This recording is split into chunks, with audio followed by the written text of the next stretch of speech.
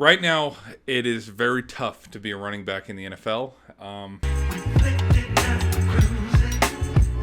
Big debate that's going on is the world of the running backs in the NFL and how useful their position is.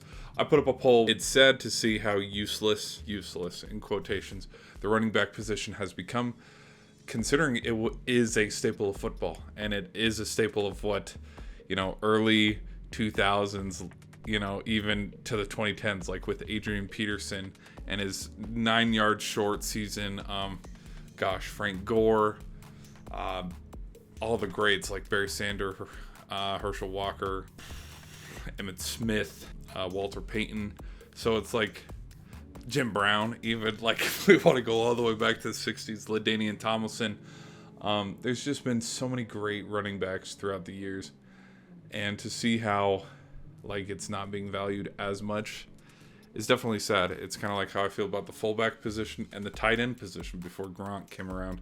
Because Tony Gonzalez and Antonio Gates were really good. But what made Gronk ran so Kelsey and Kittle and all these guys could walk literally. Because, if it wasn't for Brady's usage of Gronkowski, I guarantee you Travis Kelsey would be just another average, tight end, probably turned slot wide receiver.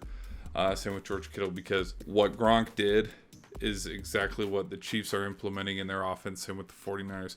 He just exploded the position and got it farther than all the tight end greats, like I'd mentioned earlier with Gates and Gonzalez, had been able to do. And so to see that position finally become a little bit bigger after all these years, but in turn see the running back and the fullback position just kind of be thrown to the wayside and ignored just as much as being a linebacker in the NFL or, a lineman itself, whether it's on the defense or offensive line, where it's the most underrated position, but one of the most valuable on the field. I don't blame the players for being like, hey, let's get our money. And it's sad that, especially a player like Saquon Barkley, where he has been electric since college, not get a payday.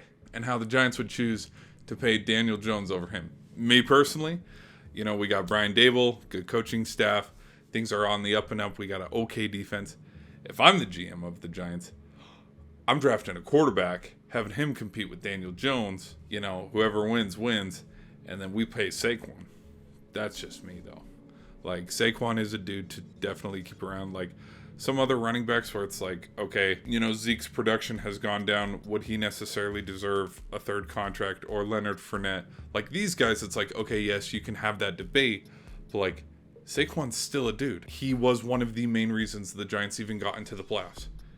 I loved seeing, it was, I don't know if it was a Hard Knocks or a mic'd up moment, but one of the defensive coordinators who was playing the Giants was saying yeah, we'll let Daniel Jones pass. We'll lose the game with him passing, because it's defenses dare the Giants to win through Daniel Jones' arm instead of Saquon Barkley running the ball. So if that's how defenses attack and game plan for you, that speaks louder than who you're paying money to.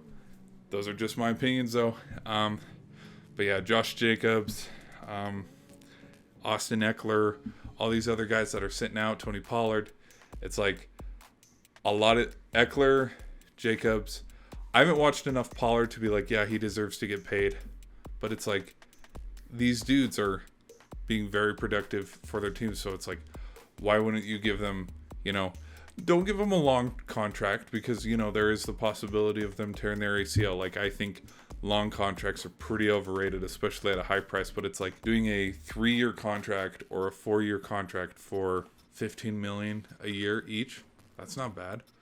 $20 million a year for 4 years. That's not bad. These make sense considering the fact when you turn it around, there are quarterbacks that are, signed 5-year deals for 200 plus. Come on. That's just me, though. So those are my opinions on that. I'll catch y'all in the next video. Peace.